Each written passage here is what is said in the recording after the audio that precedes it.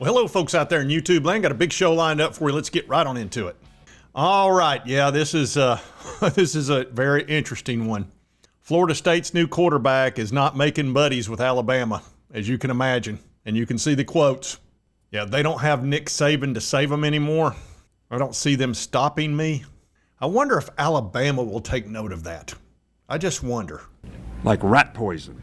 You want to talk about bulletin board material? I thought Diego Pavia had kind of taken the grand prize for popping off. Vanderbilt's going to run Tennessee after this year. But Thomas has taken it to a whole new level. And it's Alabama. You got to be kidding me. I mean, you think about a worse team to go after right away and to talk smack about. But I kind of admire it a little bit.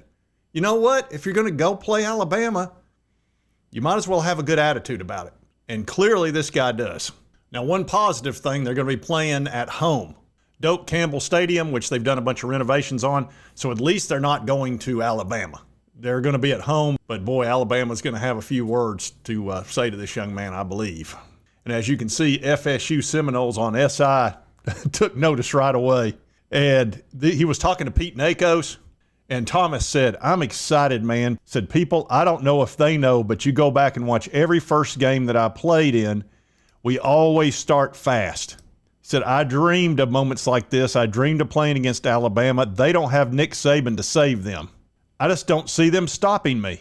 Okay. All right. We got served. So now, I guess, it's on. Well, I think he covered a lot of bases there. Now, he didn't talk any smack about Kalen DeBoer or Ryan Grubb, and he didn't talk any smack about Bear. So, look, he didn't cover every single base. But I'm pretty confident that the Alabama players will take note of this because it's already everywhere, all over the news. Yeah, you punch in his name, it's every single article you can imagine. Oh, no. Everybody's covering it. There's a nice look. And everybody's got a few things to put on the X about it. Now, here's the thing about Thomas. He's a very good quarterback. He's a dual threat, which is what Florida State needs so bad. Their offensive line was not very good last year.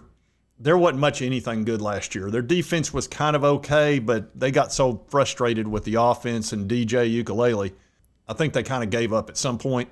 They won 2 ball games.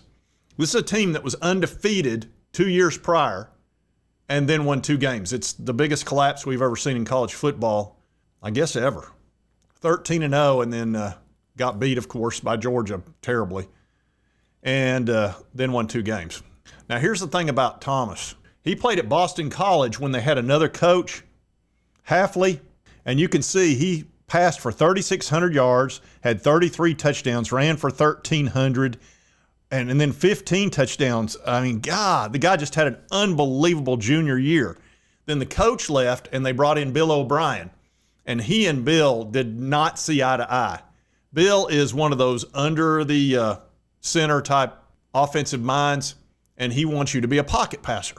Well, Thomas Castellanos is absolutely not a pocket passer. That's not where he's comfortable. He wants to be out there creating chaos. He wants to get out in the open where he can see everything. He's not very tall. You don't want him in the pocket. He's not even tall enough to really see well from there. And that's not his thing. He wants to scare you to death with his legs. He wants to give the receivers more time to get open. And he wants to play a little bit of backstreet ball, so to speak, and just create a nightmare for the defense. And O'Brien, that's not who that guy is. And you can see what happened the next year right here. 1,300 yards, 18 passing touchdowns, only ran for 194 yards. I mean, that's terrible. And back in the day when he left, he took some shots at Bill O'Brien. He said, I really wish I would have left when Hafley left, but I tried to give it another take. See, BC wasn't the school for me. I wasn't able to be myself. I had to try to make myself be something I wasn't. I just didn't like it. Bill O'Brien and I butted heads early in the season. I got banged up a few games. We had a meeting, and it kind of blew up in my face. I did so much for that program. I did everything that I could, and I just wasn't repaid the right way. And what happened, Castellanos got benched, and they put Grayson James in, and then the next week, O'Brien announced that James would be the starter, and Castellanos, he immediately entered the transfer portal. He was gone. And he reunited with Gus Malzahn, who is now at Florida State, and that was his head coach at UCF, and he had recruited him. So they know each other really well, so it's a very comfortable situation. And Gus loves a running quarterback. If you've watched his offenses, he always has a dual threat guy. That's his thing. So this should be a perfect fit for a quarterback and an offensive coordinator for FSU, and that's the one positive.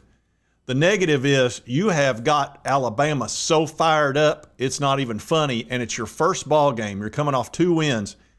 You really don't want to ignite Alabama, and especially on defense. They're loaded with high 4 stars and 5 stars everywhere you can look. This is now a must-watch ball game. I wasn't that excited about the game, to be honest with you, because I thought, they're probably going to whoop up on FSU. And even though I think Thomas is a nice fit for them, I really do. With their offensive, that offensive line. Thomas, get ready to run, buddy. You're going to have to be running a lot. Jeez. So there is that. That's the positive. Florida State fans, there's going to be a lot of eyeballs on that ball game. Let's see when the date is on that. Like I said, at least it's at home. Yeah, it's at 3:30. I think I'm going to be able to watch the whole thing. I'll probably be able to watch all of that because I think Tennessee plays at noon. Yeah, we got the noon kickoff time, which normally that's reserved for the crap games that we play against the Fighting Dust Mites of Fresno. But this year we play Syracuse, who's a 10-win team. And I think Ohio State's playing, aren't they playing Texas at noon? They've been big noon kicked off to death. Yeah, they're noon as well. So this should be a very interesting game. Man, 3:30, I'll be watching that. I want to see what Thomas does against Alabama. I want to see how they react to this because he has given them all the motivation in the world. And you know what? Maybe this is what Florida State needs. Instead of having that DJ dude, have a guy that's confident. It worked for Vandy. They've got Diego, and he runs his jaw constantly. And you know what? It had one of the best years they've ever had. They beat Alabama. They beat Auburn. So it can be done. But gosh, do you really want to make them this aware? And you want to kind of smack them around a little bit? They don't have Nick Saban to save them anymore. Oh, gosh. That is so brutal. Oh, man. Oh, they're going to be so mad at Alabama. And he doesn't think they have any chance of stopping him. You got to love it. Anyway, I had to cover this. And if you like this video, be sure to hit that like button. Let's continue to cover all these big college sports stories. If you've not subscribed, boom, boom, boom, hit this little button right here. It won't cost you a dime. Help you get my videos. And right over here is the most recent video. YouTube, thanks, you'll enjoy. We'll see you next time on Sports Talk J. I don't know how to put this, but I'm kind of a big deal. Really?